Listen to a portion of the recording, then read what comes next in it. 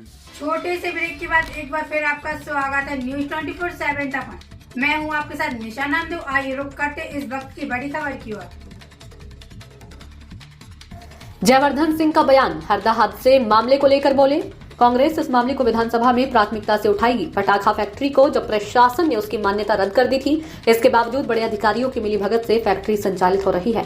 ये सब भाजपा सरकार के इशारे पर सब हो रहा था। कांग्रेस इस मामले में सीएम मोहन यादव से स्पष्टीकरण देने की मांग करती है। अब 1 महीना पहले ही गुना बस हादसा हुआ था, उस मामले में भी सरकार ने कोई बड़ी कार्रवाई नहीं की। पेटलावद मामले में भी बीजेपी सरकार ने कुछ नहीं किया। हादसे में जो लोग मरे हैं उन्हें 4 लाख रुपये से ज्यादा राशि देकर सरकार लोगों की आर्थिक मदद करे। बहुत ही दुखद घटना है। इतना बड़ा वहाँ विस्फोट हुआ है कि जो खबरें मिल रही हैं कि 11 से अधिक मृत्यु हो चुकी हैं, उसमें लगभग 200 लोग घायल हैं। और यही नहीं बल्कि शायद घटनास्थल के आसपास भी अनेकों घर क्षतिग्रस्त हो गए हैं, अनेकों लोग बेघर हो गए हैं। और अभी भी इस पूरी घटना के सही आंकड़े धीरे धीरे सामने आ रहे हैं। लेकिन सबसे बड़ी बात इस पूरे विषय में ये है कि कुछ साल पहले ही उक्त फैक्ट्री का लाइसेंस निरस्त किया गया था। उसके बावजूद भी फैक्ट्री क्यों चालू थी, इस पर हम चाहते हैं माननीय मुख्यमंत्री जी स्पष्टीकरण दें।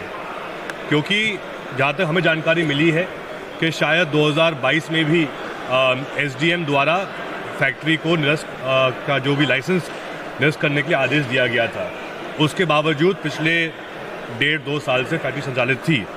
कारण क्या है इसका? कहीं ना कहीं मिली भगत है। भाजपा सरकार पिछले 20 में से 18 साल सत्ता में है और कहीं ना कहीं जो नीचे अधिकारी हैं वो आलस में आ गए हैं। तो सर ये सारे सवाल आप विधानसभा में उठाएंगे क्योंकि हरदा हादसा आवश्यक रूप से हमने कल चर्चा की थी हमारी विधायक दल की बैठक में, जहां नेता प्रतिपक्ष आदरणीय उमंग सिंघार जी ने तय किया है कि हरदा में जो एक बहुत बड़ी दुर्घटना हुई है, इस बिंदु को हम रखेंगे प्राथमिकता के तौर पे इस पूरे विधानसभा के अंतर्गत। क्योंकि लगातार ऐसे हादसे हो रहे हैं। हम ये ना भूले कि लगभग 1 महीने पहले ही गुना में भी जो बस हादसा हुआ था, जिसमें 20 अधिक लोग जल गए थे, उनकी मृत्यु हो गई थी। अभी तक उस बस के जो मालिक हैं उन पर भी कोई बड़ी कार्रवाई नहीं हुई है। यहाँ तक कि कुछ साल पहले जो पेटलावद में घटना हुई थी, उस घटना में भी जो लोग शामिल थे, जो दोषी थे, तत्काल उनको बेल मिल गई थी। तो कब तक वर्तमान सरकार ऐसे लोगों को माफ़ करती रहेगी? एक सीमा होती, हद होती है।